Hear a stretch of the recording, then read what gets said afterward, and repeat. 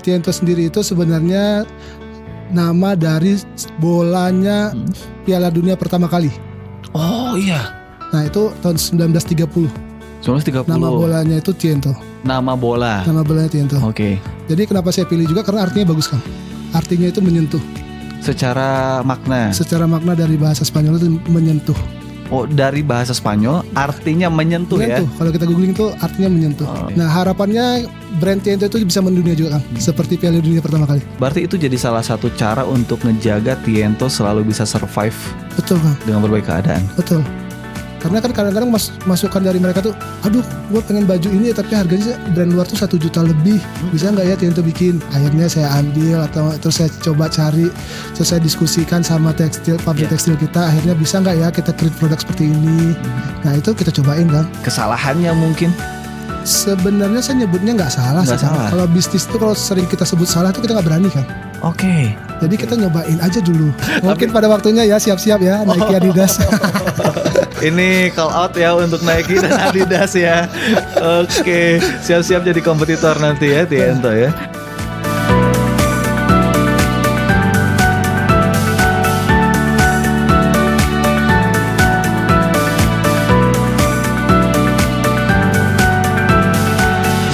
.9 FM X Channel, inspirasi segala generasi. X People, gimana kabarnya? Balik lagi di program spesial kita, Titik Temu, kolaborasi bareng dengan HIPMI, Himpunan Pengusaha Muda Indonesia. Dan kali ini kita bakal ngobrol sama Kang Zul, owner ya Kang ya, dari Tiento.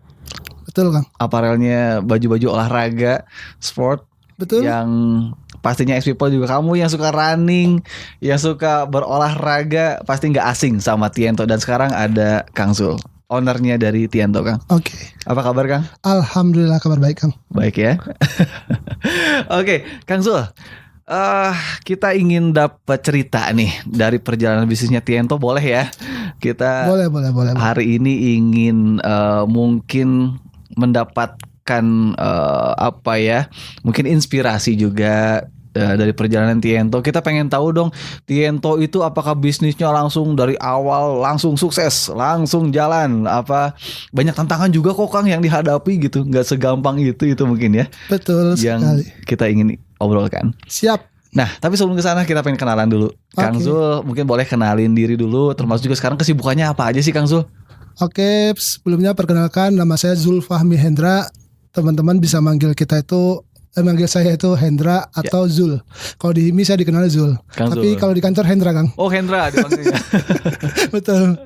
Oke. Tapi kalau di HIMI dipanggilnya Zul. Oke. Nah Kang, kegiatan sekarang lagi sibuk apa? Fokus di Tiento aja? Fokus di Tiento aja Kang. Oke, ini menarik nih. Hari ini kita pengen ngobrolin tentang usahanya Kang Zul di Tiento. Sebelum ke sana mungkin Explore tadi sempat dibocorin buat kamu mungkin yang nggak begitu update soal clothing, apalagi di sport ya, apparel.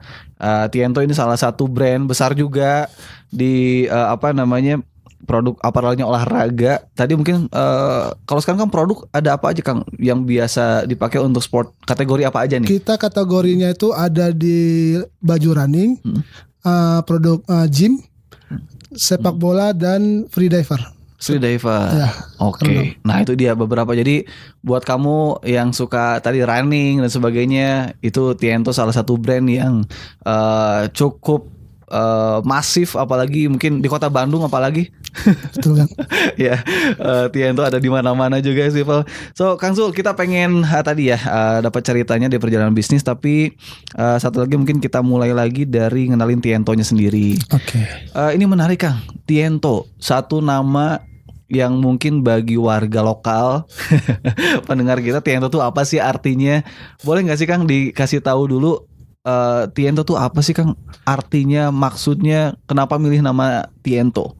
Oke, jadi nama Tiento sendiri itu sebenarnya nama dari bolanya Piala Dunia pertama kali. Oh iya. Kalian pernah dengar bola Piala Dunia pertama kali? Itu sebelum Piala Dunia itu dikuasai bolanya oleh satu brand internasional. Nah itu tahun 1930. 1930. Nama bolanya itu Tiento. Nama bolanya Tiento. Oke. Jadi kenapa saya pilih juga karena artinya bagus Kang. Artinya itu menyentuh. Secara makna. Secara makna dari bahasa Spanyol itu menyentuh. Oh, dari bahasa Spanyol artinya menyentuh, Menyentuh. Kalau kita googling tuh artinya menyentuh. Touchy. Menyentuh. Itu yang akhirnya jadi pertimbangan untuk dipilih. Betul. Asal bahasanya dari bahasa Spanyol. Betul. Oke, tiento artinya menyentuh, begitu ya. Tapi ada kesan tersendiri nggak sih Kang sampai akhirnya oke, saya pilih deh karena keren, karena suka dengan maknanya, atau ada experience tertentu yang ngebuat oke, ini nama yang cocok banget, klop banget dengan saya gitu. Jadi awalnya dulu itu saya bikin brand itu, Ya. saya nyari nama nama itu nyari dari sekian banyak nama yang saya simpan di handphone saya itu. Ya. Setiap hari saya simpan, bagus nih kata-katanya, bagus. Akhirnya ketemulah kata Tiento ini, dan saya yakin tuh, kok bagus artinya. Terus sejarahnya bagus gitu. Sejarahnya tuh bola Piala Dunia pertama kali, yang mana pada saat itu bola-bola dari brand internasional itu belum ada. Dan kalau memang dilihat bolanya tuh masih pakai ujungnya tuh diikat pakai tali sepatu, Kang. Iya. Nah, jadi gitu. Tahun 30-an ya tadi ya. Ya, 1930. Piala Dunia pertama kali di dunia. Iya. Nah, harapannya brand Tiento itu bisa mendunia juga, Kang. Seperti Piala Dunia pertama kali. Oke, itu cita-cita besarnya. Siap, betul. Cita-cita besarnya bisa mendunia juga. Betul, amin. Oke, Kang, kenapa memilih sport produk gitu kan? Dalam hal ini aparel gitu ya, pakaian. Kenapa memilih di bidang ini? Di antara sekian banyak mungkin pilihan bisnis, apa memang sebelumnya udah bergelut, ada pengalaman tertentu, latar pendidikan, atau apa yang ngebuat Kang Zul milih, oke, saya bisnis Tiento, bisnis pakaian olahraga? Sebelumnya itu saya itu distributornya brand-brand distro Bandung, Kang. Brand distro. Ya, pada tahun 2005 itu saya sampai dengan 2015 itu saya distributor brand-brand distro Bandung. Saya bawa ke kampung halaman untuk dijual di sana. Jadi dulu kan banyak clothingan Bandung ya, brand-brand terkenal di Bandung. Dulu kan pada tahun-tahun itu ya brand Bandung tuh distro tuh lagi terkenal banget, Kang. 2010, 2000 ya belasan ya, 2000 dari 2004 sampai dengan 2004 ya, itu kalau Kang boleh sebutin merek? Boleh. Itu kan ada Skater, Pro Shop, 347, terus ada Oval. Nah, itu brand-brand yang Kick Denim zaman-zamannya ya. Ya. Nah, itu awal-awalnya kita ada di situ. Jadi saya dulu jadi distributornya brand-brand seperti itu. Dari 2004. Di 2005. 2005. Betul. Dari 2005. Jadi distributor. Dari situ perjalanan bisnisnya sampai terbentuklah Tiento di tahun 2013. 2013. Betul. Oke, berarti ini udah tahun ke-12 ya. Menjelang tahun 12. Menjelang tahun 12 Tiento. Di awal memilih tadi Tiento kan sebelumnya udah bergerak di distributor untuk brand-brand distro tadi ya. Betul. Apa yang jadi pertimbangan untuk memilih atau mengeluarkan produk Tiento ini sendiri? Tadi kan clothing brand ya untuk pakaian sehari-hari kan. Betul. Tapi kenapa akhirnya milih sport ya gitu? Kenapa nggak yang brand let's say kayak mungkin kita sekarang ada 3 Second. Betul. Kenapa nggak pakaian yang daily gitu? Dulu itu awalnya saya nyari sesuatu yang niche supaya saya bisa masuk ke industri itu. Jadi awalnya Tiento itu terbentuk, saya mirip banget sama clothingan yang mungkin orang lain mainnya temanya skate, musik. Iya. Saya coba milihnya yang di sport. Nah, ada satu fase di mana ketika itu saya coba bikin clothingan yang ada baju daleman olahraganya. Baju base layer atau legging. Nah, itu salah satu titik balik Tiento itu bertumbuh tuh dari baju itu, Kang. Jadi ada satu kondisi di 2013 saya bikin brand itu mirip aja kayak clothingan yang lain. Nah, terus akhirnya tapi saya punya barang namanya base layer dan legging untuk dipakai olahraga. Ternyata yang laku di saya itu adalah itu. Justru itu yang unggul. Dan pada akhirnya produk-produk lain saya tidak jadi di 2015 produk lain kayak kaos, jaket itu saya stop dulu, nggak produksi, Kang. Jadi saya bertumbuh dengan baju daleman tadi itu, base layer dan leggingnya. Awal mulanya Tiento di situ. Betul, sampai dengan 2020 kita bertahan dengan jualannya itu aja. Sampai 2020. 2020 ketemu Covid ngaruh ke bisnis nggak? Alhamdulillah karena kita jualannya di online nggak terlalu ngaruh, Kang. Berarti memang sudah terbentuk berarti ya ekosistem online dan segala macamnya sehingga pas ketemu Covid kita mah jalan kok gitu ya.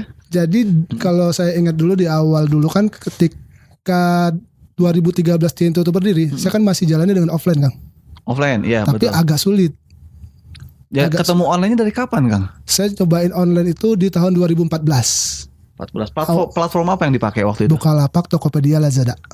Oke, langsung ke e-commerce ya. Betul. Ke marketplace Ya, ya. ternyata rezekinya dari situ, Kang. Oke.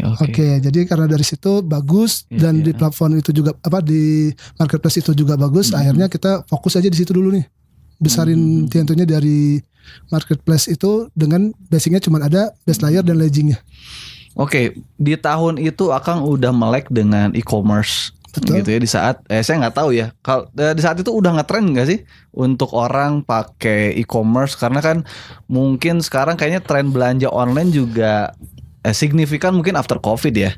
Tapi di saat-saat itu sebetulnya ya Bukalapak dan sebagainya itu udah cukup apakah masih balance dengan offline atau sebetulnya bersaing, atau justru sebenarnya online di tahun-tahun itu udah unggul sebetulnya? Belum, online pada saat itu belum unggul sih Kang, masih offline yang unggul. Kalau di tahun-tahun itu ya dulu itu banyak banget marketplace. Kalau Kang pernah dengar itu, Kang pernah dengar Rakuten? Oh, Rakuten yang dipakai di bajunya Barca. Iya, marketplace juga ya. Betul, itu dari Jepang. Terus ada kita nyobain juga, ada Bineka, ada Elevenia, ada belanja.com punyanya Telkom. Nah, terus ada Qten. Nah, itu hampir semua marketplace yang pernah ada di Indonesia kita pernah nyoba, Kang. Oke. Di awal-awal. Di zamannya ini main juga nggak sih Kang, kayak kalau dulu tuh Kaskus. Ya. Kaskus. Main juga di Kaskus. Tapi nggak terlalu fokus di awal. Nggak terlalu. Tadi awal-awal di tahun-tahun itu kan tahun-tahunnya orang jualan di Kaskus dan di BlackBerry. Iya, BlackBerry. betul. Minta pin kemana-mana. Ya, minta pin kemana-mana, betul. Iya. Jadi pada saat itu saya harus nyari handphone BlackBerry yang pinnya bagus, Kang, untuk jualan. Oh gitu. Iya, karena kan tahun-tahun itu marketplace kayak Bukalapak atau Tokopedia belum terlalu besar kayak sekarang ya. Kayak Shopee yang sekarang. Shopee 2015 deh munculnya. Betul. Iya. Jadi tapi bagusnya. Nah, Akang yang ngebuat Akang melek ke perkembangan marketing online itu di mana tuh, Kang? Apa memang ada yang merekomendasikan udah jualan online, atau memang eksplorasi sendiri? Itu eksplorasi saya sama partner. Iya, betul. Oke. Berarti dari situ ya ketahuan pola, meskipun memang waktu itu belum terlalu signifikan. Betul. Ketemu mulai signifikan tahun berapa, Kang, di online? Di tahun 2015 juga kita tuh sudah cukup bagus, Kang ya. Oke. Kita tuh pernah sampai dalam kondisi timnya Lazada dengan kondisi marketplace size-nya segitu ya. Iya. Itu didatangi sama timnya Lazada untuk meeting. Katanya kita ada di 10 besarnya produk kategori sport. Padahal kita jualan cuma baju, base layer dan legging doang. Waktu itu. Karena marketnya juga masih kecil kan. Nah, itu kaget, tapi kan bikin semangat. Iya. Seorang pebisnis kan dikasih begitu, wah. Betul. Wah, ini kayaknya peluang deh. Akhirnya makanya kita berani fokus di 2015 sampai 2020 kita nggak ngeluarin produk apapun selain base layer dan leggingnya. Tapi base layer dan leggingnya kita memang kenali ke atlet, Kang. Nah, jadi di tahun-tahun itu tuh hampir berapa persen tuh? Mungkin 50% lebih tuh atlet Liga 1 tuh pakai Tiento, Kang. Iya. Ya. Nah itu makanya buat para pecinta sepak bola nggak asing dong sama brand Tiento gitu ya. Karena udah dipakai atlet nasional juga gitu. Betul. Oke, Kang. Di antara banyak brand, saya ingin sekarang ngomongin ke sisi bisnisnya ya, dan juga kompetitor.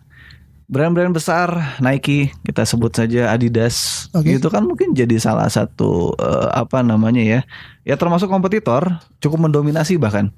Nah, Tiento punya strategi apa untuk menghadapi mereka? Kita itu kalau ditanya strategi apa, kita itu banyak belajar dari brand besar, Kang. Harus kita akui kalau brand besar itu biasanya bisa membuat sebuah market. Akhirnya tapi kita ambil market yang mereka tidak terlalu fokus. Oke. Jadi kita sebagai pebisnis mau nggak mau harus cari cara dong. Melawan raksasa kita yang masih kecil begini ya berat dong. Akhirnya kita cari apa sih mereka nggak fokus. Nah, salah satu yang mereka nggak terlalu fokus tapi mereka punya itu base layer dan leggingnya tadi, Kang. Oh iya, karena mereka lebih ke sepatu sih ya. Betul, sepatu dan aparel yang lainnya, baju bolanya langsung. Nah, pada saat itu mereka baju dipakai, kalau Akang pernah lihat pada tahun itu. Balotelli pernah dengar gak, Kang, waktu dia buka baju ini? Iya. Di bagian dalamnya. Itu ada bacaannya kan. Nah, itu salah satu dia ngendalin base layer tapi dia nggak terlalu fokus di sana.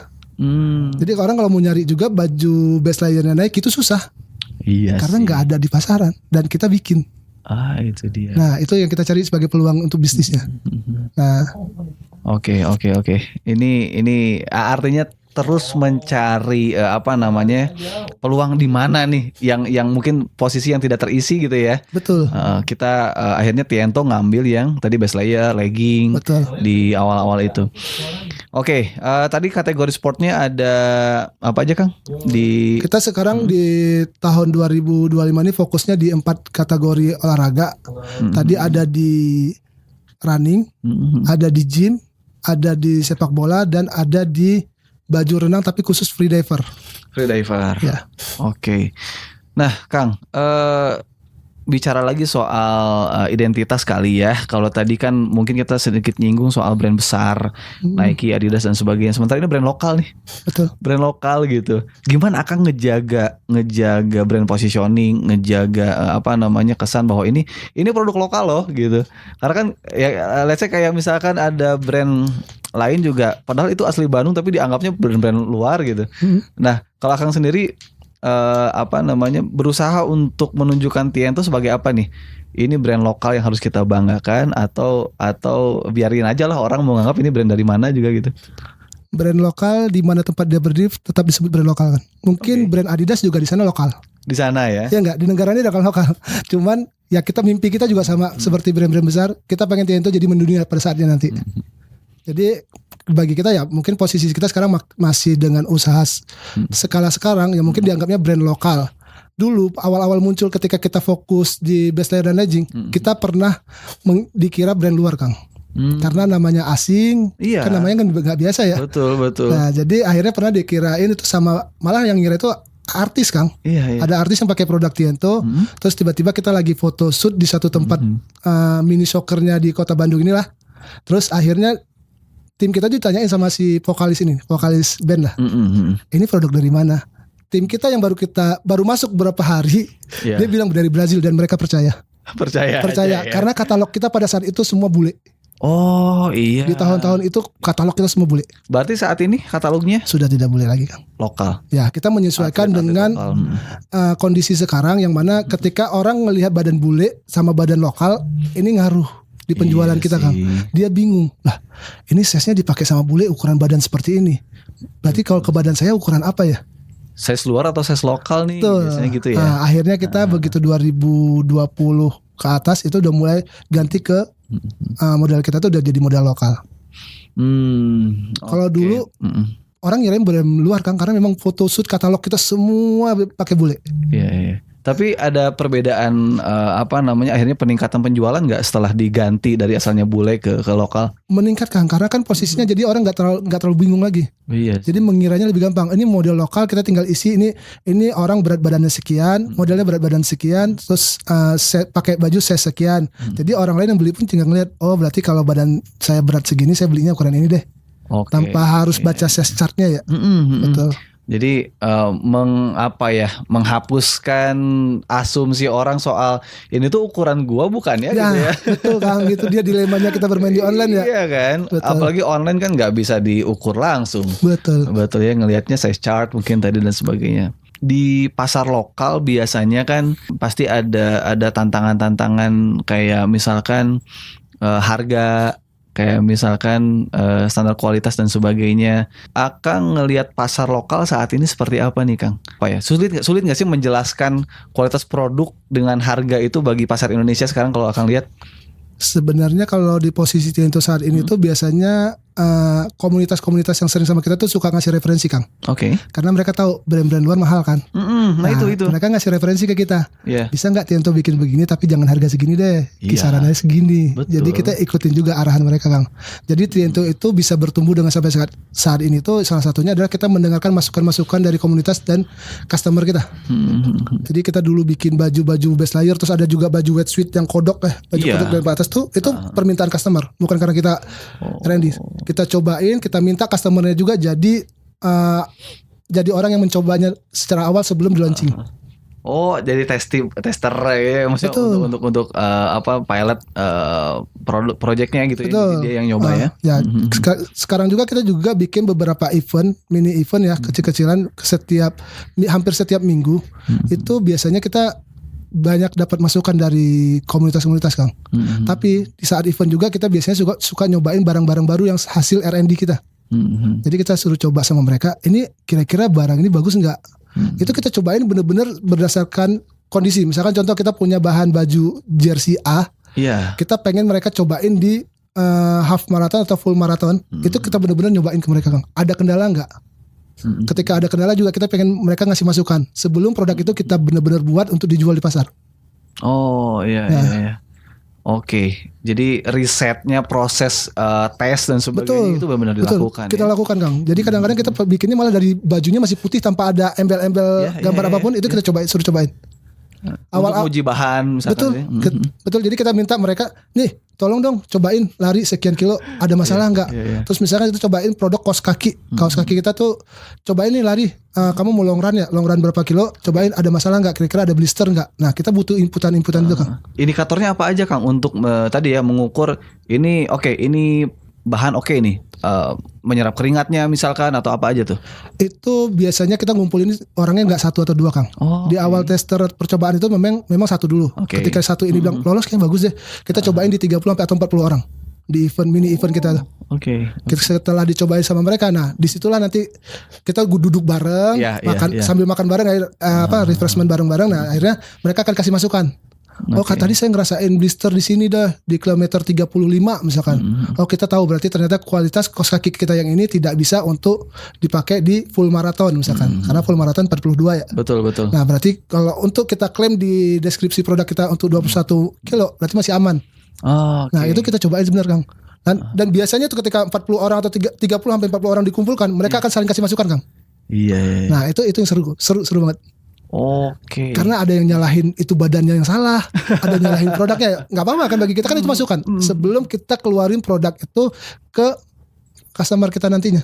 Jadi spesifikasi itu dibaca dengan cara pengujian orang banyak tadi. Betul, itu ya. Betul. Artinya produk-produk yang dihasilkan oleh Tiento itu udah hasil uji, dan ini bukan 1-2 orang. Betul. Langsung massal nih. Sudah bertahap. Jadi dari mulai tadi di internal kita sudah uji, kita coba dulu sama 1 atau 2 orang yang memang dekat dan suka olahraganya. Nah kita coba, akhirnya masukan dia bagus, cobain deh. Akhirnya kita coba lagi di kegiatan mingguan kita tuh di komunitas. Nah kita kasih dan kita jelaskan kalau ini barang baru, gimana menurut kalian?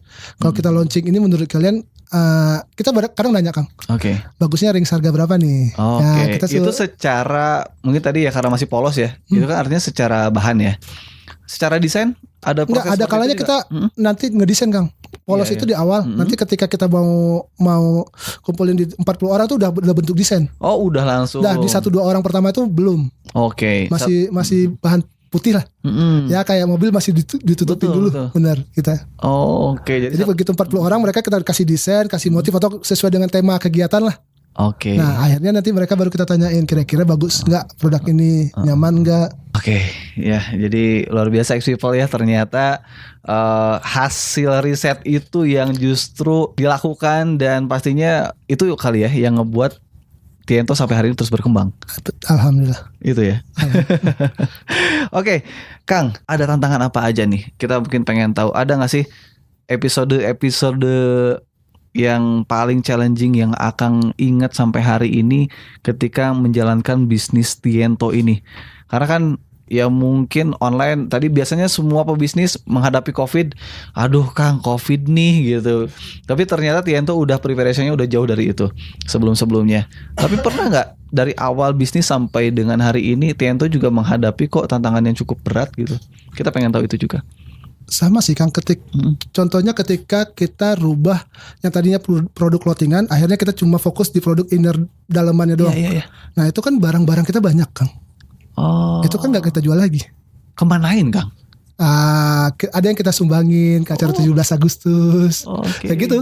Kita coba bikin produk itu jadi bermanfaat, tapi kita tidak cari uangnya lagi. Jadi ya dikasih aja sih. Nih ada event 17 Agustus, ya udah kasih. Dibagiin aja. Dibagiin. Luar biasa. Pernah itu berapa tuh? Kalau dikonversiin? Kan di baliknya ada doa, Kang. Doa orang-orang yang menerimanya mungkin yang mendoakan kita bertumbuh terus gitu. Bener. Tapi baju-baju sebelumnya udah ada brand Tientonya nggak? Sudah ada juga. Ya? Misalkan dulu di awal muncul saya sudah ada baju seperti ini, Kang. Sudah ada baju polo seperti ini. Nah tapi karena yang lakunya itu adalah best layer dan legging, akhirnya saya fokus di situ doang, Kang.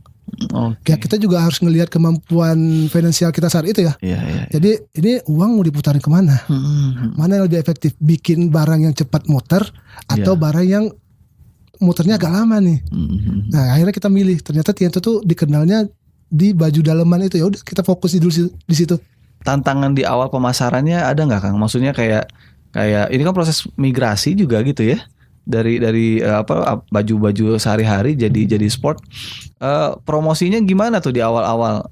Oke, ngeluarin ini tadi dititipin dulu ke orang atau dipakein dulu ke orang, atau langsung kita Tiento launching ya, produk sport ini gitu. Kalau untuk kondisi sekarang ya Kang, kita kan udah nyobain dulu nih ke komunitas atau ke atlet. Masukan-masukan mereka itu baru kita jadikan satu produk, terus kita masuk. Kalau kita Tiento kan terlalu banyaknya jualannya sebagian besar jualannya di marketplace. Iya. Nah itu kita masukkan di deskripsi Kang.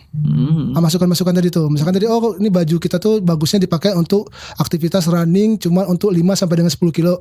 Kalau bisa kalau mau yang pakai runningnya di atas 10 kilo, kita sarankan untuk produk yang B gitu. Nah itu biasanya masukan-masukan itu yang kita masukin di Tiento. Nah jadi biasanya Tiento tuh berdasarkan inputan dari orang-orang terdekat kita. Makanya kita mengelola komunitas Kang. Ada juga. Ada. Jadi kita punya di kantor tuh ya memang kita membangun hubungan dekat lah sama komunitas. Untuk tadi dapat masukan, dapat pendapat gitu ya soal produk ini. Berarti itu jadi salah satu cara untuk ngejaga Tiento selalu bisa survive. Betul Kang. Dengan berbagai keadaan. Betul. Karena kan kadang-kadang masukan dari mereka tuh, aduh gue pengen baju ini tapi harganya brand luar tuh 1 juta lebih, bisa nggak ya Tiento bikin? Akhirnya saya ambil terus saya coba cari, terus saya diskusikan sama pabrik tekstil kita, akhirnya bisa nggak ya kita create produk seperti ini? Nah itu kita cobain Kang. Tapi ada nggak Kang masukan-masukan yang akhirnya Akang abaikan juga? Ada nggak yang kayak gitu? Biasanya itu kalau memang kita ngelihatnya sulit banget Kang. Ada sih pasti produk yang memang contoh lah. Banyak sekarang anak running tuh minta Tiento bikin sepatu Kang. Tapi kan kayaknya kita ngelihatnya udah saatnya belum ya masuk sepatu, karena kemodalan harus besar Kang. Ya, dan nanti inventory kita atau gudang kita tuh harus besar juga. Nah itu hal-hal yang kita pikirkan di balik layar. Oke, jadi akhirnya mengukur juga ya. Betul, kita harus kapasitasnya gitu ya. Oke, baik. Nah ini menarik juga nih. Oke Kang, nah bicara tentang Akang punya tim sekarang. Maksudnya pasti ada ya. Ngebangun bisnis secara tim, hal yang paling menantang bagi seorang Kang Zul membangun bisnis bersama tim, ada nggak sih? Atau alhamdulillah dari awal timnya udah kenal, udah solid, atau menyatukan kepala sampai hari ini juga ya masih ada aja sih gitu yang masih debatable kadang gitu, ada nggak? Pasti Kang, pasti. Karena kalau kita di kantor tuh butuh namanya perdebatan, tapi tujuannya sama. Oke. Karena bukan berarti kita berdebat tandanya berselisih terus nggak mau ini, enggak. Debat itu penting supaya kita tahu sebenarnya ini kebutuhannya cocok nggak ya untuk diakomodir. Misalkan ada si tim di kantor pengennya begini-begini, akhirnya kita ini nggak memungkinkan nih. Tapi kadang-kadang ketika dari sekian banyak orang yang ikut meeting, misalnya kalau di kita itu ada meeting mingguan Kang. Dari sekian banyak orang meeting, kita voting biasanya. Kira-kira kita jalanin nggak nih kegiatan ini atau produk ini kita bikin nggak? Nah kita voting. Sehingga apapun yang ditetapkan di kantor ketika sudah di voting dan itu jadi keputusan, kita semua harus sama, yaitu bergerak bareng untuk jalanin itu keputusan. Ya itu udah bareng-bareng Kang. Bisnis ini mungkin saya syukurnya alhamdulillah bisnis ini tumbuh karena memang bukan karena Superman atau siapa, tapi memang super tim Kang. Super tim. Itu kata kuncinya ya. Betul. Kalau Kang Zul sendiri bersama tim melihat perbedaan pendapat, ada prinsip apa sih Kang yang dipegang sama Kang Zul, dan mungkin juga selalu disampaikan ke tim yang lain soal ada nggak prinsip bersama deh, mungkin kayak quotes, kayak sesuatu yang Kang Zul juga selalu sampaikan ke tim, ada nggak yang kayak gitunya? Kalau quotes sih nggak ada sih Kang. Quotes nggak ada ya. Lebih ke biasanya kesepakatan aja. Ketika kita sudah diskusikan sesuatu hal, ini mau jalan atau tidak jadi jalan, itu biasanya keputusannya bareng-bareng. Supaya ketika kita sudah ketok palu itu jalan, kita harus di satu tujuan yang sama. ayo ini jalan, oh ini nggak jalan, ya udah berarti harus sama semua. Jadi kalau misalkan kita meeting nih 7 atau 8 orang, ternyata yang setuju untuk jalan tuh 5, yang 3 orang tidak setuju tuh tetap harus ikut ke sana. Karena mau tidak mau itu adalah keputusan tim. Iya. Sebuah tim ya. Betul. Oke, Kang, ini ada pertanyaan menarik nih. Dalam bisnis kadang ya sama kayak permainan bola kali ya. Betul. Sama kayak permainan bola. Di mana di situ harus bagi-bagi tugas gitu ya. Kan nggak mungkin semuanya striker ya. Gitu. Kalau Kang Zul sendiri dalam pertandingan sepak bola katakanlah dalam bisnis ini ya, Kang Zul sendiri sekarang posisinya di mana, Kang? Saya masih pemain tengah, Kang. Pemain tengah, Kang. Oke. Koordinasi sama belakang sama depan, Kang. Karena ada tim sales yang akan tendang bolanya ke gawang, Kang. Oke. Bagi Akang dalam sebuah tim ada nggak pemain yang punya posisi paling strategis menurut Akang ada di mana sekarang? Harusnya pasti striker sih, Kang. Di sales tadi? Betul, sales. Karena kalau tanpa ada sales, ya kita nggak akan punya dana untuk kita bertumbuh. Nah kalau kita punya barang banyak tapi tidak ada yang bisa nyetak golnya, nah akhirnya kan kita nggak punya uang untuk diputerin lagi, Kang. Sales pasti jadi jantung setiap perusahaan ya, gitu. Akang sendiri ada treatment khusus nggak untuk para sales ini? Mengarahkan mereka harus seperti apa mungkin? Itu tuh biasanya partner saya tuh lebih sering ngurus, Kang. Ada bagiannya lagi. Ada bagiannya. Kalau saya tuh lebih ngurusin tadi R&D produk, bikin produk. Nah itu tugas saya tuh. Jadi saya kalau datang di event-event kecil yang Tiento bikin tuh, saya cuma ngedengerin keluh kesahnya komunitas. Nah itu tugas saya tuh, Kang. Masukan-masukan dari mereka mau ngasih tahu sesuatu hal atau apa, ya kita dengerin semua. Oke. Sepanjang perjalanan bisnis Tiento, ada nggak produk yang akhirnya cancel untuk dipublish? Kalau cancel sih enggak tetap ada. Kita jual, tapi mungkin tidak di-repeat lagi ya. Oh, satu kali produksi selesai? Selesai. Apa yang ngebuat itu bisa terjadi, Kang? Di mana titik kesalahannya mungkin? Sebenarnya saya nyebutnya nggak salah sih, Kang. Kalau bisnis itu kalau sering kita sebut salah itu kita nggak berani, Kang. Oke. Jadi kita nyobain aja dulu. Kita Tiento pernah bikin parfum, Kang. Ternyata putarannya lambat banget. Parfum. Akhirnya kita stop. Karena menurut kita ya ini nggak baik untuk putaran uang kita lah. Untuk kita bertumbuh akhirnya kurang cepat. Akhirnya kita fokuskan uang-uang yang ada tuh di barang-barang yang mungkin lebih cepat. Tapi untuk mencoba kita harus. Kalau nggak dicoba kan nggak akan tahu, Kang. Itu barang laku atau enggak. Oke, ini mungkin lebih ke kadang masalah waktu juga kali ya. Betul. Mungkin bukan sekarang deh, kayaknya jualan parfum nanti deh gitu ya. Bisa jadi, Kan. Bisa jadi seperti itu. Layaknya saya jualan baju ini tadi. Iya. Saya sempat haul dulu tuh dari 2015 sampai 2020. Akhirnya di 2020 ke atas baru baju-baju seperti ini muncul lagi. Sepanjang bisnis Akang yang dijalankan ada nggak perasaan kayak apa ya? Kayak tadi kan pernah mungkin bikin satu produk tapi akhirnya mungkin saat itu ya udah satu kali produksi selesai gitu. Tapi apakah itu jadi sia-sia nggak buat Akang? Sebenarnya kalau saya nggak nyebutnya sia-sia, Kang. Nggak bukan salah, bukan sia-sia.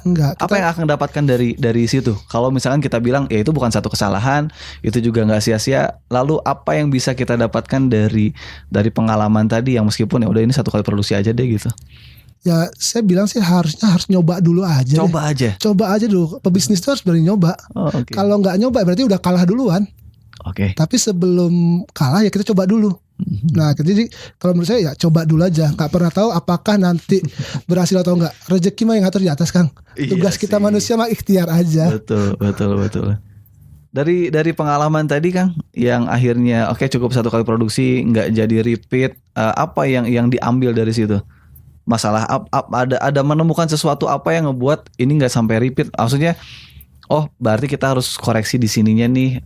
Kayaknya ini desainnya kayaknya untuk sekarang nggak sesuai nih, atau misalkan kayaknya bahannya untuk warga dengan cuaca musim hari ini kayaknya nggak begitu sesuai. Atau apa sih yang didapatkan dari pengalaman tadi? Yang kita dapatkan itu ya biasanya kita nggak belajar aja, ini produk ternyata nggak jalan, biasanya nggak diproduksi lagi, Kang. Jadi kita nggak pernah nyebut tuh kesalahan. Tadi saya bilang tadi mau tidak mau udah nggak jalan ya kita switch aja ke produk lain. Jadi nggak kita di tim kita tuh nggak pengen nyalahin, Kang. Nggak ada kata nyalahin. Jangan nyalahin gitu. Ya, no blame, no excuse nggak ada ya. Karena itu hasil uji coba, hasil ikhtiar kita. Masalah berhasil nggak berhasil mah urusan di atas. Tapi kita udah nyoba, kita udah bikin konten yang bagus, kita udah pokoknya semua hal yang mungkin menurut kita untuk ngejar penjualan itu sudah kita coba. Ternyata nggak berhasil. Ya udah berarti itu belum rezekinya Tiento aja sih. Lebih ke situ. Oke. Baik. Artinya ya udah mungkin kesempatannya aja kali ya. Betul Kang. Jadi Soal kalau menurut saya sih kesempatan. pebisnis tuh harus berani Kang, berani nyoba. Nyobain Kalau nggak aja. nyoba nggak akan berani, nggak akan ada hal baru yang terjadi Kang, atau mereka produk baru yang terbentuk gitu. Betul. Nah. Kang masih punya mimpi-mimpi besar yang sampai hari ini masih terus ingin dicapai mungkin. Atau lebih spesifik Tiento for next 5 tahun 10 tahun akan gambarannya akan seperti apa?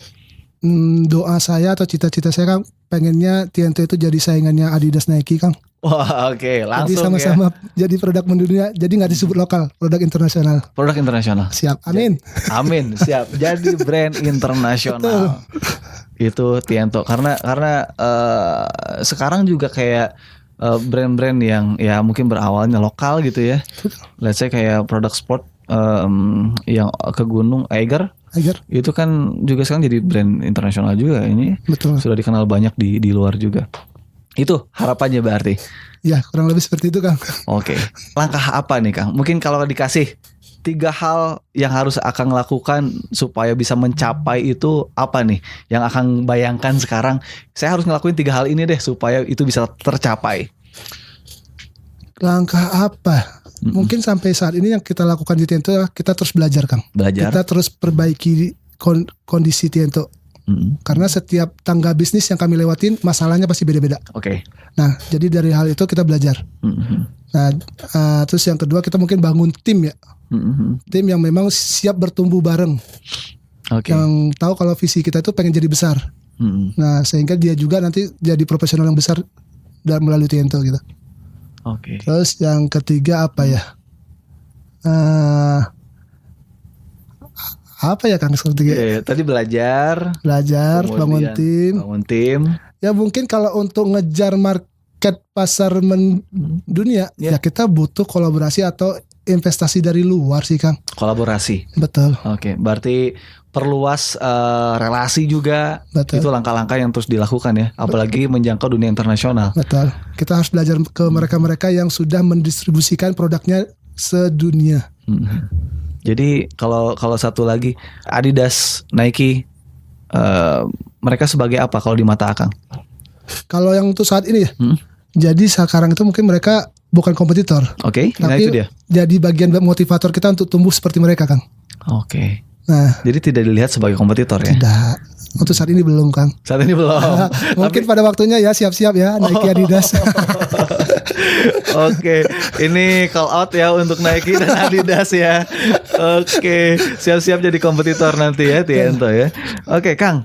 Satu lagi mungkin untuk kita nih anak-anak muda yang hari ini pengen terjun ke dunia bisnis. Mungkin Kang Zul dari 2005 menjalankan bisnis, ya pasti ada banyak tantangan dan keadaan. Tapi